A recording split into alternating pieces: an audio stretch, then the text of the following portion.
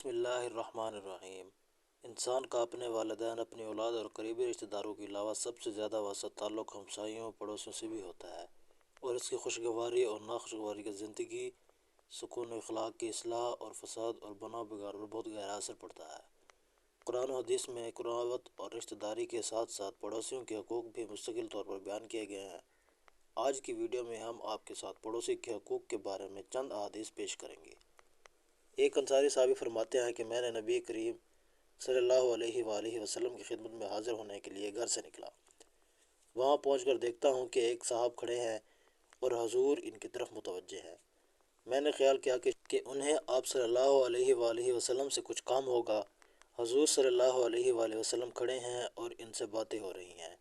بڑی دیر ہو گئی، یہاں تک کہ مجھے آپ کے تھک جانے کے خیال نے بے چین کر دیا۔ بہت دیر کے بعد آپ صلی اللہ علیہ وآلہ وسلم لوٹے اور میرے پاس آئے۔ آپ صلی اللہ علیہ وسلم نے پوچھا، کیا تم نے انہیں دیکھا؟ میں نے کہا ہاں، خوب اچھی طرح دیکھا، اور فرمایا جانتے ہیں وہ کون تھے؟ وہ جبرائیل علیہ السلام تھے۔ مجھے پڑوسی کے حقوق کی تاکید کر رہے تھے، یہاں تک ان کے حقوق بیان کیے کہ مجھے گمان ہوا کہ غالباً پڑوسیوں کو وارث ٹھہرا دیں گے۔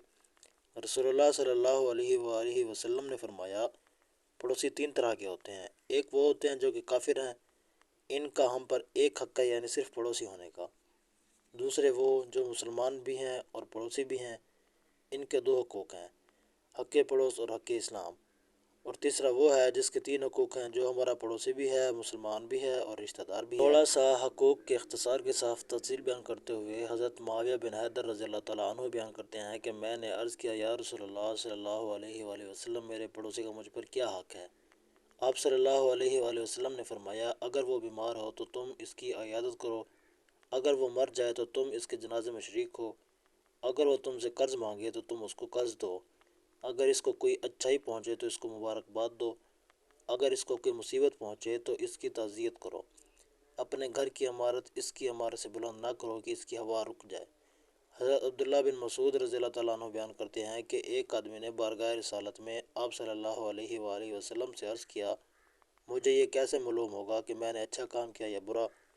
آپ صلی اللہ علیہ وآلہ وسلم نے فرمایا، جب تم اپنے پڑوسی کو یہ کہتے ہوئے سنو کہ تم نے اچھا کیا تو واقعی تم نے اچھا کیا، اور جب یہ کہتے ہوئے سنو کہ تم نے برا کیا تو واقعی تم نے بہت برا کیا۔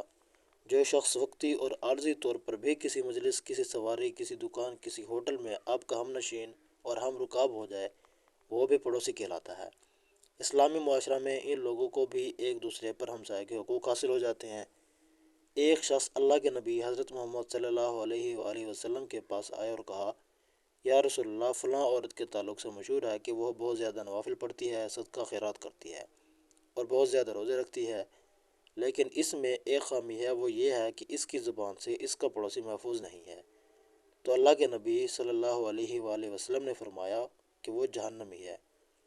پھر انہوں نے کہا کہ ایک اور عورت ہے، یا رسول اللہ صلی اللہ علیہ وسلم، نہ وہ نوافل پڑھتی ہے، نہ وہ صدقہ خیرات کرتی ہے اور نہ ہی بکثرت روزے رکھتی ہے، لیکن اس میں ایک خوبی ہے کہ وہ اپنے پڑوسی کو تکلیف نہیں دیتی۔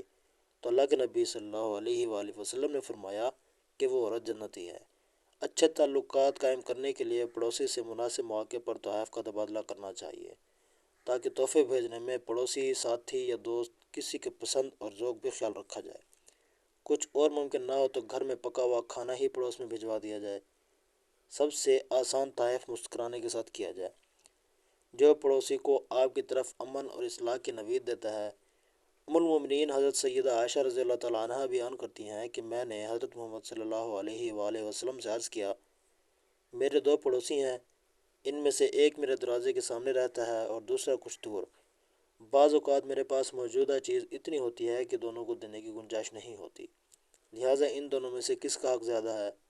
آپ صلی اللہ علیہ وآلہ وسلم نے فرمایا، جس کا دروازہ تمہارے دروازے کے سامنے ہے۔ حضرت جابر رضی اللہ تعالیٰ عنہ بیان کرتے ہیں کہ رسول پاک صلی اللہ علیہ وآلہ وسلم نے فرمایا، جب تم میں سے کوئی شخص سالن پکائے تو اس میں شوربہ زیادہ کرے، پھر اپنے پڑوسی کو بھی اس میں سے دے۔ حضرت انس بن مالک رضی اللہ تعالیٰ عنہ بیان کرتے ہیں کہ رسول پاک صلی اللہ علیہ وآلہ وسلم نے فرمایا، جو شخص پیٹ بھر کے رات گزارے اور اس کو علم ہو کہ اس کا پڑوسی بھوکا ہے، اس کا مجھ پر ایمان نہیں۔ حضور پاک صلی اللہ علیہ وآلہ وسلم نے ہمسائے کے حقوق کی ادائیگی کو ایمان کے ساتھ قرار دیا۔ نبی کریم صلی اللہ علیہ وآلہ وسلم نے فرمایا، اللہ کی قسم وہ ایمان والا نہیں، اللہ کی قسم وہ ایمان والا نہیں، اللہ کی قسم وہ ایمان والا نہیں، یعنی تاکید کے ساتھ 3 مرتبہ کہا۔ عرض کیا گیا، یا رسول اللہ صلی اللہ علیہ وآلہ وسلم کون؟ فرمایا، جس کا ہمسایہ اس کی تکلیفوں شرارتوں سے محفوظ نہیں۔ نبی کریم صلی اللہ علیہ وآلہ وسلم نے فرمایا، وہ شخص جنت میں داخل نہیں ہوگا جس کی شرارتوں سے اس کا ہمسایہ محفوظ نہ ہو۔ عموماً کسی کو تکلیف 2 چیزوں سے ہوتی ہے، ایک ہاتھ اور دوسرا زبان، لہذا ان دونوں کا صحیح استعمال کرنا چاہیے، اور اس کے صحیح استعمال کا سب سے زیادہ حقدار آپ کا پڑوسی ہے۔ اس لیے کہ پڑوسی کے ساتھ حسن سلوک کے بارے میں نبی کریم صلی اللہ علیہ وآلہ وسلم نے فرمایا، جو شخص اللہ اور یوم آخرت پر ایمان رکھتا ہے اسے چاہیے کہ مہمان کی عزت تکریم کرے، جو اللہ اور یوم آخرت پر ایمان رکھتا ہے اسے چاہیے کہ اچھے انداز سے گفتگو کرے یا پھر خاموش رہے۔ مذکورہ بالا حدیث طیبہ سے یہ بات واضح ہوئی ہے کہ پڑوس اور اہل محلہ کے خصوص احکامات ہیں، حقوق العباد کی تعلیمات ہیں جو اسلام نے ہمیں دی ہیں۔ پڑوسیوں اور اہل محلہ سے حسن سلوک خوش بختی اور جنتی ہونے کی علامت ہے، جبکہ ان سے برا سلوک جہنمیوں کی صفت ہے۔ اللہ تعالی ہمیں پڑوسیوں اور اہل محلہ سے حسن سلوک کی توفیق عطا فرمائے، آمین ثم آمین۔